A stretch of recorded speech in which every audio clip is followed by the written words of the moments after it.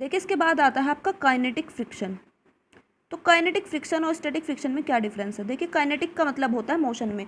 जब कोई object motion में होता है, मान लो एक ऑब्जेक्ट है जो इस पर मूव कर रहा है, ये लगातार इस पर मूव कर रहा है, तो मूव करते हुए भी ये सरफेस के साथ कॉन्टैक्ट में है तो इस पर एक फ्रिक्शन फोर्स लगता है। तो मोशन के टाइम जब किसी ऑब्जेक्ट में फ्रिक्शन फोर्स लगता है तो वो इसका काइनेटिक फ्रिक्शन फोर्स कहलाता है। और इसकी वैल्यू वही होती है जो कि स्टैटिक फ्रिक्शन की होती है, यानी कि ये भी रिएक्शन के डायरेक्टली प्रोपोर्शनल ही होता है। और इसका जो कोफिशिएंट होता है वो कोफिशिएंट ऑफ काइनेटिक फ्रिक्शन कहलाता है। इसका सिंबल बस हम म्यू के से रिप्रेजेंट कर देंगे।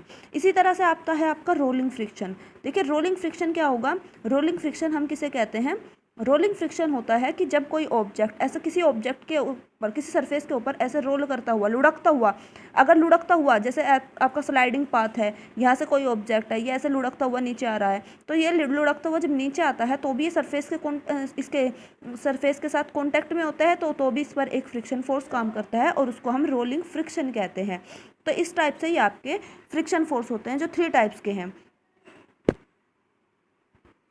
तो अब हम इसमें पढ़ते हैं एंगल ऑफ फ्रिक्शन कि फ्रिक्शन का जो एंगल होता है वो हम कैसे निकालते हैं, किसको हम एंगल ऑफ फ्रिक्शन कहते हैं। ये देखिए इसमें मान लो हमें पता है कि ये हमारे पास एक ऑब्जेक्ट है, ठीक है, ये कोई ऑब्जेक्ट है जो इस सरफेस के साथ कॉन्टैक्ट में रखा हुआ है।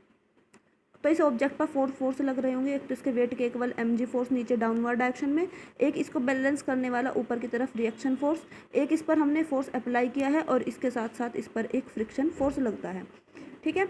तो ये इसमें क्या होगा, जो एंगल ऑफ फ्रिक्शन कहते हैं, हम एंगल ऑफ फ्रिक्शन कहते हैं कि हम जो हमारा जो रिजल्टेंट फ्रिक्शन फोर्स है ये नॉर्मल रिएक्शन के साथ जो एंगल बनाता है, मान लो हमारा जो फ्रिक्शन फोर्स है इसका और नॉर्मल रिएक्शन का जो रिजल्टेंट होता है वो मान लो इधर कहीं बनेगा, इन दोनों का रिजल्टेंट, ठीक है। तो इन दोनों का जो रिजल्टेंट है वो नॉर्मल रिएक्शन के साथ जो एंगल बनाता है इसको एंगल ऑफ फ्रिक्शन कहते हैं।